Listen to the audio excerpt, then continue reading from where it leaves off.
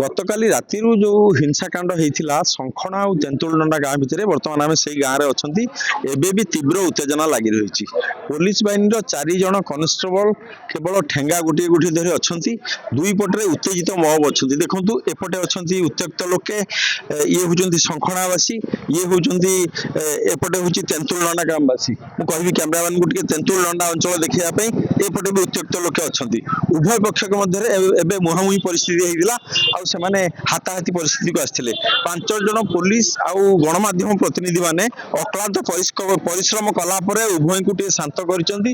କିନ୍ତୁ ଦୁଃଖର କଥା, ମୁଖ୍ୟମନ୍ତ୍ରୀଙ୍କ ଗସ୍ତର ଦ୍ୱାହି ଦେଇ ହଉ କିମ୍ବା ପୋଲିସ କର୍ମଚାରୀ ନଥିବାର ଅଭାବ ଦେଖେଇ ହଉ, କୌଣସି ପୋଲିସ ଅଧିକାରୀ ଏଠି ନ ରହିବା ଗୋଟେ ପରିତାପର ବିଷୟ। 5 ଜଣ କନେଷ୍ଟବଳ ଏତେ ବଡ଼ ମବକୁ ସମ୍ଭାଳିବେ କିପରି, এটা ବର୍ତ୍ତମାନ ପ୍ରଶ୍ନବାଚୀ ସୃଷ୍ଟି କରିଛି।